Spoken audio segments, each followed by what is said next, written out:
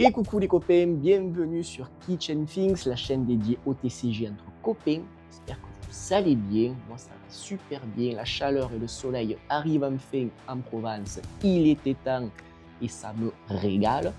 De quoi qu'on m'a parlé aujourd'hui? Eh bien on l'a demandé, on l'a eu, il est là. Le tout premier Armory Deck de Flesh and Blood est arrivé, cette fois c'est centré sur Caillot. Je vous rappelle qu'au mois de juillet, on en aura un deuxième centré sur Boltyn, si je ne dis pas de bêtises. Comment va se passer la vidéo? Eh bien c'est très simple, mais avant que je te le dise, j'ai pas oublié, t'inquiète pas, et toi tu vas pas oublier non plus, on anticipe la confiance, tu mets ton plus beau pouce bleu, tu t'abonnes, tu commentes, tu partages, t'en parles à ta soeur, à ta tante, à ta mère, à ton frère, à qui tu veux, mais ça soutient la chaîne, c'est gratuit et ça fait plaisir. Du coup, de quoi qu'on parle? Dans une première partie, je vais vous donner mon avis, on va faire une review de ce produit. Est-ce que LSS a tenu ses promesses pour 40 € environ? Qu'est-ce qu'on a dans cette petite boîte? Dans un second temps, petit upgrade de budget, on va essayer de ne pas dépasser les 100 €. Tu vas me dire 100 €, c'est pas rien, mais dans les TCG, 100 €, c'est pas grand-chose malheureusement. Et dans un dernier temps, troisième et dernier temps, alors là, tu as touché ton salaire, ton intéressement, ta prime de participation, ta prime de vacances, la compte de Manon, bref, là, il n'y a pas de limite de budget, on lâche les chevaux et tu vas essayer de tâter du Battle Harden, du calling avec la meilleure version possible de Caillot. On va voir tous ensemble les copains. À la fin, je vous souhaite une très très bonne vidéo. Bisous bisous, ciao ciao. Many Flesh and Blood players ask the question, is it worth it to buy the... Ah non, merde, c'est la mauvaise chaîne YouTube ça les gars, excusez-moi, pardon, je me suis pris pour un américain en l'espace de 2 secondes, mais les joueurs l'ont réclamé, les joueurs l'ont eu et c'est ça l'essentiel. La porte d'entrée au format CC est arrivée avec l'Armory Deck Caillot et Dieu sait qu'il était temps. Pour environ 40 € et l'SS nous promet un deck prêt à l'emploi, destiné aux nouveaux venus, jouable out of the box à ton armory du coin, idéal du coup pour les étudiants, non, pour les débutants, pardon, et on va voir si la promesse est tenue. Sur le papier et dans son intention, le produit ainsi que le choix du héros sont géniaux. Caillot étant un héros au gameplay assez simple à prendre en main et qui tape fort, on est bien, mais dans l'exécution, ça donne quoi? Eh bien, il y a du bon, mais aussi du mauvais, même pas mal de mauvais, on va pas se mentir. Après, attention, tout ça est purement subjectif, je donne juste mon avis, vous avez le droit de penser autrement, bien entendu. Juste éviter de vous insulter dans l'espace commentaire, merci. Premier point, le deck est basé sur le héros qui terrorise le format actuellement. Tu démarres pas avec Joe le rigolo qui aurait perdu un bras, quoi. Il y a un potentiel et c'est à toi de l'exploiter, mon garçon. Deuxième point, l'accessibilité. En 5 minutes, tu as compris le délire. Oui, c'est pas les lignes de play de Shansung, de Kano, pardon. Là, tu veux aller tout droit pour casser des bouches, simple et efficace. De plus, le build est peu conventionnel puisqu'il n'y a aucun miss, aucun raté possible sur les effets de draw discard du héros, puisque littéralement toutes les cartes du deck comptent pour au moins 6 de force. Pour un débutant, c'est top puisqu'il ne sera pas frustré si la variance lui chie dessus. Il a juste à pousser des cartes pour s'amuser et avoir la sensation de proposer quelque chose. Troisième point, la présence d'une carte avec un QR code qui nous mène sur une page dédiée à l'explication du deck, avec notamment une vidéo très bien réalisée pour la prise en main si tu es nouveau. C'est toujours appréciable si on vient de débuter de se faire un petit peu prendre par la main au lieu de patauger solo, surtout dans un TCG aussi riche que Flesh and Blood. Quatrième point, bon, je n'ai pas testé le deck moi-même, mais pour avoir regardé et analysé pas mal de contenu avec le deck joué tel quel, eh bien je dois admettre qu'il se défend plutôt bien, même mieux que ce que je pensais. Le deck est consistant dans ce qu'il propose. Après certes, ça ne gagnera pas une armory, mais ça arrive à prendre des games ci et là, ou du moins ça met une vraie pression. On peut dire que oui, c'est une bonne base, mais largement améliorable. Après tout dépend aussi de votre méta local, parce que ben oui, ça joue. Et à noter aussi également, j'allais oublier, mais la présence de quelques petites cards tech comme Humble ou Breakawalk qui sont appréciables selon les match-ups. Et c'est à partir de là que les choses se gâtent. Et oui, c'était trop beau pour être vrai. Pour moi, le gros bémol, vraiment le gros point négatif du deck, eh bien c'est l'absence de side. Et oui, tu m'enlèves d'entrée une partie même de l'expérience du jeu en armory, c'est-à-dire la possibilité de m'adapter à mon adversaire. Mettez au moins un peu d'Arcane Barrière, ça aurait été appréciable, un Moonrune Gloves, un Skullhorn, histoire d'avoir un Arcane Barrière 3 solide, et financièrement, ça vaut pas grand-chose. Mets-toi 2 minutes à la place du nouveau joueur qui se lance avec ça en Armory. Je lui souhaite, mais de tout cœur, de ne pas tomber sur Kano, Vincent ou Viserai. Il risque de passer un moment, mais un moment, tout sauf délicieux, crois-moi. Tu y ajoutes des cartes de Eliters comme Assault and Battery en rouge, histoire de s'adapter à Prism par exemple, des AG Wind-Up rouge pour s'adapter à Gardien, je sais pas, c'est des exemples parmi tant d'autres. Bref, des cartes qui ne coûtent rien sur le marché secondaire, juste quelques centimes, et qui auraient bien rendu service au deck. Là, j'ai le sentiment d'avoir un deck incomplet, et pour 40€, c'est dur à avaler quand même. Continuons avec la valeur financière, parce que oui, je viens, encore une fois, de quand même dépenser 40€ dans ce produit. Et bien, toute la value repose tout simplement sur les cartes exclusives du deck. Le deck compte pas moins de 4 cartes exclusives, donc 2 pièces d'équipement, une attaque action rouge, Strength Rules All, une sorte de Command and Conquer allégé, et une nouvelle attaque bleue fort sympathique, je dois l'admettre, pour notre ami Kaio. En dehors de ça, la seule Majestic reprint, c'est Savage Beatdown, une Majestic à 50 centimes. Le reste, c'est une pile de communes. Jouable certes, puisque la plupart sont des staples de Kaio, mais ça ne vaut rien financièrement. Alors oui, je comprends LSS qui ne peut pas reprint des légendaires à 60-80 balles dans un préconstruit. Il faut trouver des alternatives viables. Du coup, pour les équipements, allez, je conçois, il n'y a pas de problème, je peux le comprendre. Et pour le reste, mettez au moins 3 exemplaires de Blood Rush Below, ça vaut 3,40€ pièce au moment où je tourne cette vidéo. Ça n'aurait pas été déconnant et le deck aurait eu un vrai payoff. Ça aurait donné le sentiment à ce nouveau joueur de faire des choses dégénérées sur les tours de Blood Rush.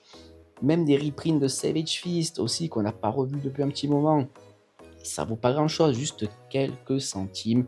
Une inclusion comme ça fait toujours plaisir. Après oui, si on voulait vraiment abuser de la gentillesse de LSS, au moins un exemplaire de Beast Within, allez, même soyons fous de Swing Big, histoire de nous gâter en reprint, mais là effectivement, j'en demande peut-être un peu trop.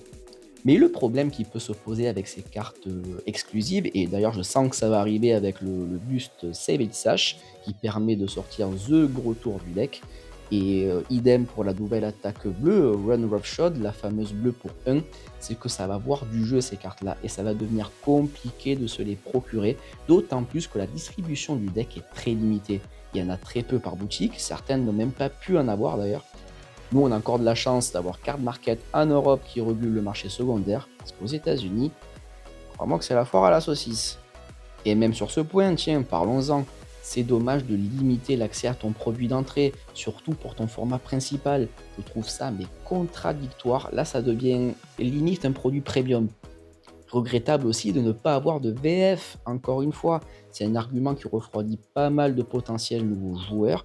Et dans cette ère du multi-TCG, les concurrents jouent tous le jeu. Faites-le aussi, ça ne vous coûte, enfin ça vous coûte rien, si ça vous coûte quelque chose, mais je pense que l'investissement en vaut la peine.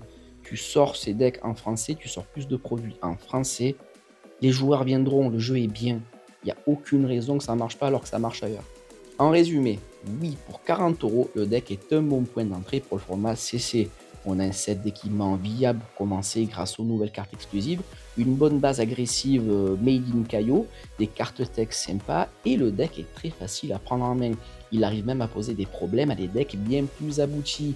La vidéo explicative est un petit plus sympa pour faire ses premiers pas dans le jeu.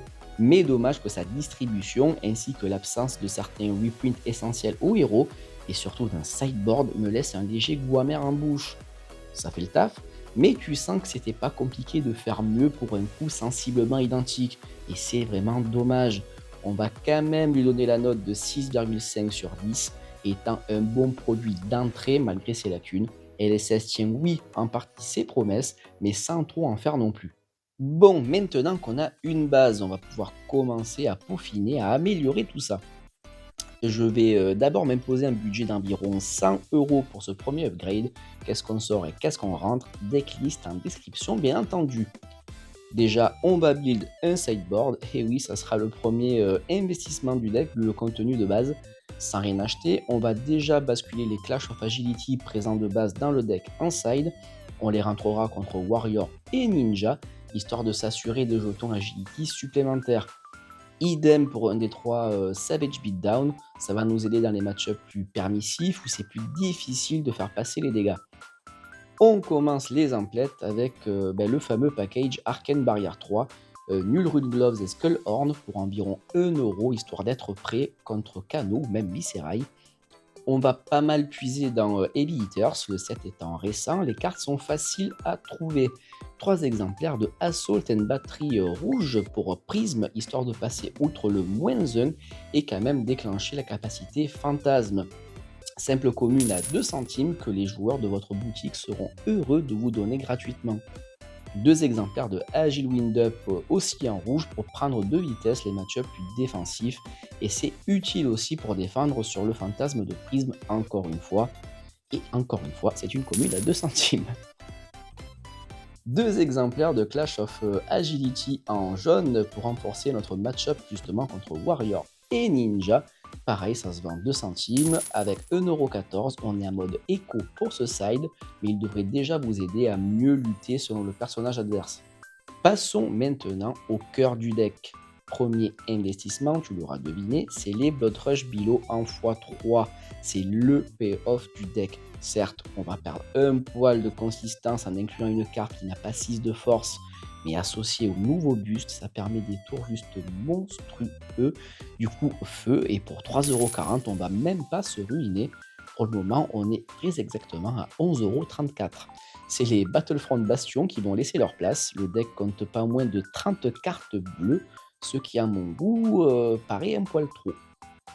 On garde bien entendu les sources d'agression principales qui font partie des staples de Kaio, même au plus haut niveau.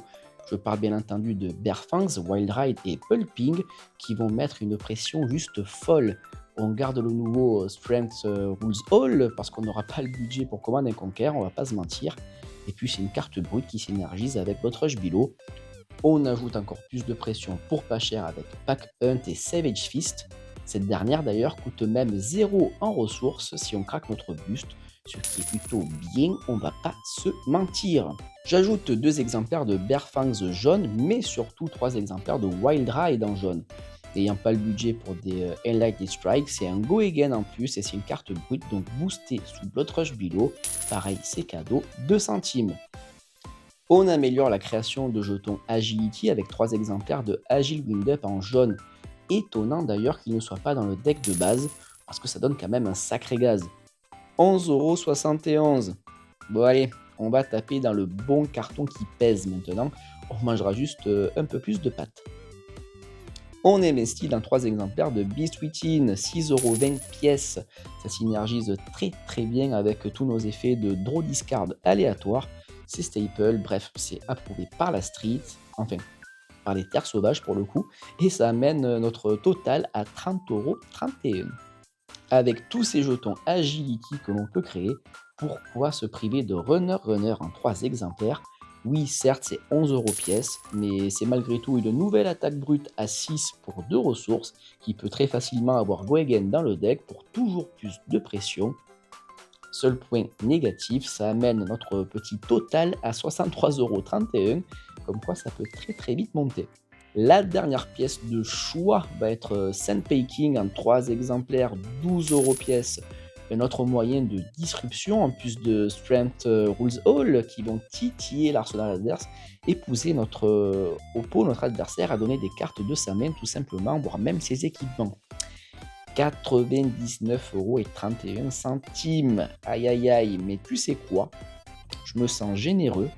J'ai acheté plein de pâtes pour finir le mois.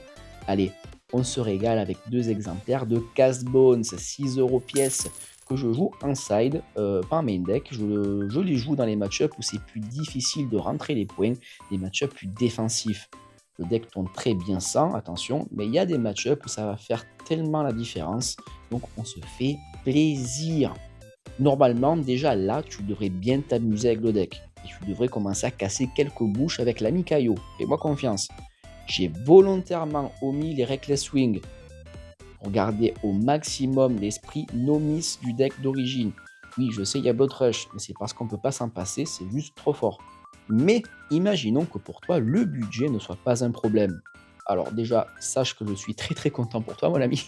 Et c'est parti pour la foire à la saucisse. On améliore pour le coup les équipements qu'on a négligés dans notre version budget alors que Brut dispose d'un set d'équipements monstrueux. Et oui, tonton! Scowling Flashbag, 53 € pour son effet d'Intimidate en défense, probablement un des meilleurs équipements de tête du jeu. On remplace nos bots avec les fameuses Scatskin Laters, 29,56 € au compteur, qui parfois sur un simple lancer de dés nous permet de rattraper un tour qui semblait moyen. L'équipement devient même essentiel pour venir à bout de certains héros comme Prism par exemple, surtout si l'on associe ça avec les Gambler's Globe pour une petite somme de 4 €. On remplace nos bras, enfin pour Caillot c'est plutôt notre bras, par le Apex Bonebreaker, 54,31 € qui est un upgrade strict de l'équipement d'origine du deck.